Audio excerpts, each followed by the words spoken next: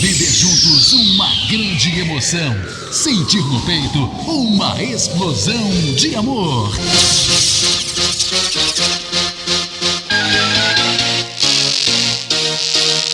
Está entrando no ar, na Catedral FM. Deus é 10. Com o Padre Jojão. Vamos lá, galera!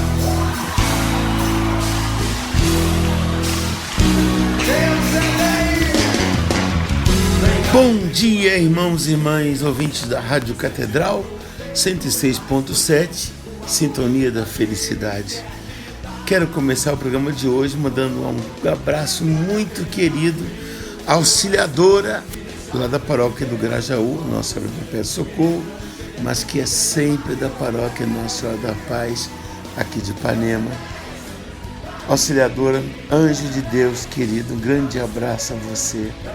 Você que é muito querida aqui em Nossa Senhora da Paz, está aí em Nossa Senhora do Pé Socorro, mas que é sempre de Nossa Senhora. Você que é um anjo de Deus, parabéns pelo seu aniversário hoje. Que Nossa Senhora continue intercedendo por você, você que é uma manifestação do bom Deus na vida de todos aqueles que têm o privilégio de conhecer. E nesse mês da Bíblia, hoje dia de São João Crisóstomo, vamos caçar nossa Bíblia perdida. Caçadores da Bíblia Perdida. O Senhor esteja convosco, Ele está no meio de nós.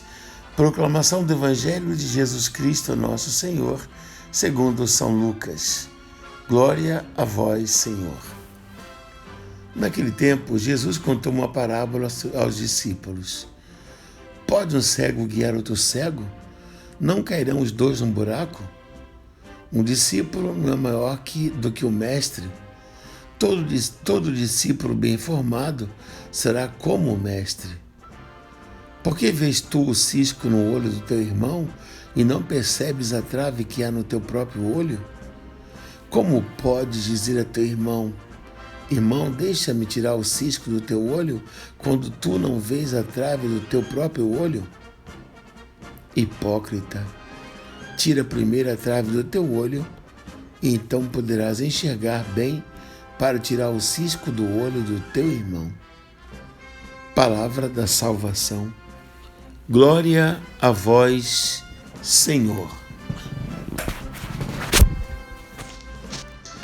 Irmãos e irmãs, hoje as palavras do Evangelho nos fazem refletir sobre a importância do exemplo, o testemunho de vida, procurar para os outros ser uma vida de exemplo, a santidade de vida, falar o que se vive, viver o que se fala. Portanto, o ditado popular diz que as palavras movem, mas o exemplo arrasta. Verba volet, sed exempla manet. As palavras passam, mas são exemplos que ficam. E outro que diz que uma face digna vale mais que 1000 palavras. Pelo batismo todos participamos do sacerdócio real de Cristo. Portanto, todo sacerdócio, todo batizado, além da missão de santificar e ensinar aos outros que temos também o munus, a tarefa de encaminhar ou conduzir os outros para a santidade. Quer queiramos ou não, com o nosso comportamento, temos a oportunidade de ser modelo e exemplo para aqueles que nos rodeiam. Pensemos, por exemplo, na ascendência que os pais têm sobre os filhos, que os professores deveriam ter sobre os alunos, que as autoridades deveriam ter sobre os cidadãos. Vejam que importância que um pai tem sobre o filho. O general Lee, herói da Guerra de Secessão nos Estados Unidos, certa feita andando na praia junto à água, ele via que seu filhinho menor andava justamente nas pegadas que ele fazia sobre a areia e se perguntava: que tipo de pegadas eu estou deixando para o meu filho? Elas são dignas dele pisar sobre elas? Imagina os professores. Eu até hoje me vendo fazendo um F como a minha professora de primário fazia, Dona Márcia. Eu me lembro que quanta coisa eu aprendi dela até hoje. Quando eu canto o hino nacional, eu vejo outros cantarem, eu vejo, nossa, como eles cantam errado. Minha professora ensinou exatamente isso, a não fazer o erro que faz hoje em dia. Porque eu tive uma grande professora que me ensinou a não fazer portamento. As autoridades, como deveriam ser exemplo. Um bom rei, como foi Luís IX, para o seu filho, cujo testamento ainda hoje é lido na liturgia das horas. Ele ensina a ser justo, a ser reto, a ser digno, a ser probo, a ser honesto. Como é triste quando a gente tem autoridades, chefes de Estado, que são desonestos, que são ímpios, que são pessoas que não se pode confiar. É muito triste. Deve ser muito triste viver num país assim, né? Veja, por exemplo, o exemplo da rainha da Inglaterra, que é uma mulher distinta, digna. Como deve ser ver num país em que é uma chefe da nação assim. O cristão, no entanto, deve ter uma consciência particularmente viva a respeito de tudo isso.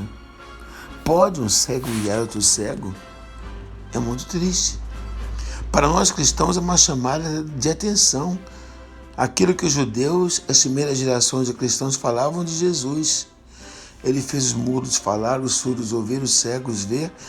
Tudo que ele fez foi bem feito. Omnia bene fecit. Devemos tentar fazer em obras tudo aquilo que cremos e professamos. Certa ocasião, Cardeal Ratzinger, Papa Bento XVI, afirmava que o perigo mais grave são os cristãos que se conformam com o mundo. Pessoas que se professam católicas, mas que na prática, com seu comportamento, não demonstram a fé que professam com os lábios.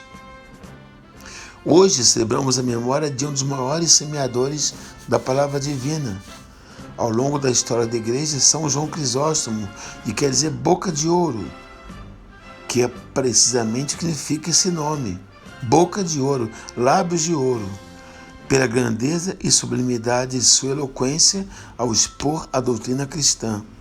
Primeiro como diácono e padre em Antioquia, e depois como bispo em Constantinopla, viveu o que pregou, pregando exatamente o que vivia.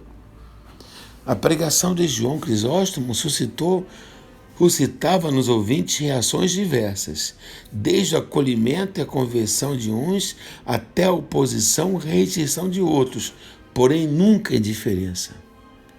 Especialmente grave foi a má vontade da imperatriz Eudóxia contra João Crisóstomo, devido às suas contínuas denúncias do luxo reinante na corte imperial de Constantinopla, enquanto a maioria do povo vivia, senão na miséria, numa grande pobreza. São João Crisóstomo será um dos campeões da justiça evangélica, que assentou as bases da doutrina social da igreja. Era um pastor das periferias com odor de ovelhas, como costuma dizer o Santo Padre e o Papa Francisco, que soube transformar esse odor em um bom aroma de Cristo. Ele foi zelado não apenas uma, mas 2 vezes pela imperatriz Eudóxia. Na primeira vez, ela era ariana, essa heresia terrível. Houve depois um tremor nos céus e a imperatriz ficou apavorada e o povo todo achando que fosse um castigo de Deus e fez-lo voltar novamente.